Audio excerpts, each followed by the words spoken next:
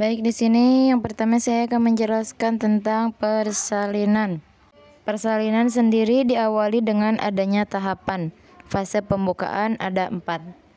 Di sini yang pertama ada fase laten, yaitu pembukaan 1-4 yang ditandai dengan melebarnya serviks 1-4 cm.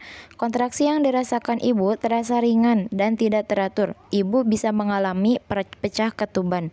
Selanjutnya ada fase aktif, yaitu pembukaan 4-7 di mana serviks melebar 4-7 cm, kontraksi lebih kuat, sering dan teratur, wajah janin mulai menghadap ke rektrum ibu. Selanjutnya yang ketiga ada fase transisi, yaitu pembukaan 7-10 dengan melebarnya serviks 7-10 cm, kontraksi semakin kuat dan terus-menerus. Dan yang terakhir, pembukaan ke-10, saatnya mengenjan. Janin sudah siap dilahirkan dan menatap dunia dengan ibu yang mengenjan hingga janin keluar sepenuhnya dari rahim. Selanjutnya di sini saya akan membahas involusi uteri atau penyusutan perut. Proses di mana rahim yang membesar akan kembali ke ukuran semula sebelum hamil.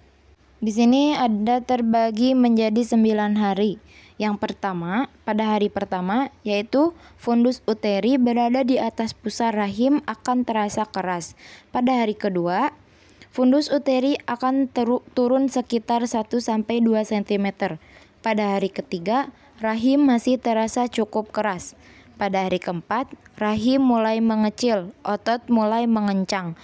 Yang hari kelima, pendarahan mulai berkurang dan berubah menjadi kecoklatan. Pada hari ke-6, rahim mulai mendekati ukuran sebelum kehamilan. Pada hari ke-7, rahim terasa lebih lunak. Pada hari ke-8, fundus sudah berada di rongga panggul. Dan yang terakhir, pada hari ke-9, fundus uteri sudah tidak teraba.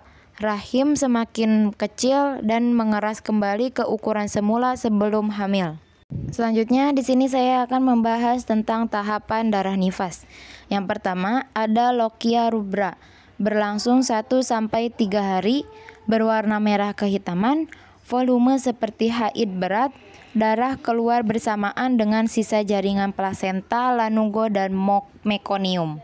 Selanjutnya ada lochia sanguinolenta, yaitu berlangsung selama 7-7 hari, berwarna merah muda, volume mulai sedikit, dan darah keluar bercampur dengan lendir.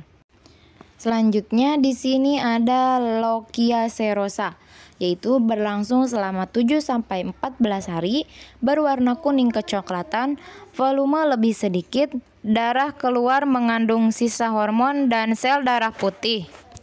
Selanjutnya ada lochia alba, berlangsung kurang lebih sampai 14 hari, berwarna putih bening, merupakan tahap pemulihan.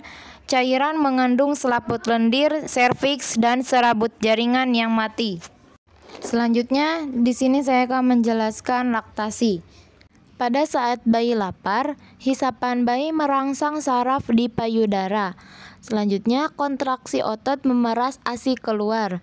Terus kemudian hipotalamus adanya sinyal ke pituitari dan posterior.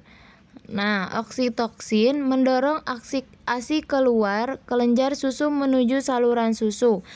Kemudian di sini ada ductus, sel alveoli, sel otot, dan kelenjar susu. Prolaktin yaitu rangsangan saraf hipotalamus. Fungsinya melepaskan hormon oksitoksin, mengirim sinyal ke kelenjar anterior. Selanjutnya di sini saya akan membahas laktasi.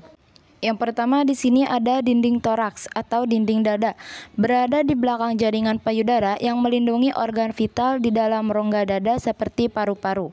Yang kedua di sini ada otot dada, yaitu terletak di bawah jaringan payudara sebagai penopang payudara. Selanjutnya ada lobus, yaitu kumpulan kelenjar susu yang menghasilkan susu. Setiap payudara memiliki 15-20 lobus.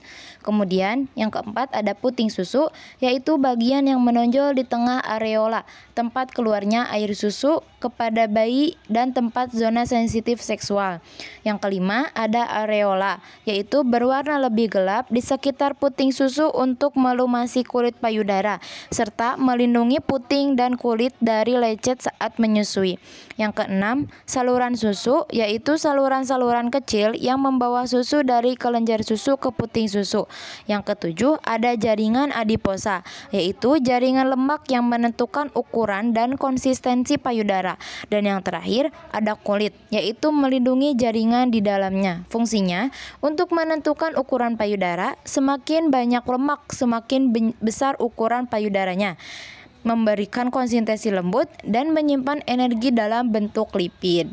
Mungkin cukup sekian penjelasan dari saya. Mohon maaf bila ada kesalahan dalam penjelasan. Terima kasih.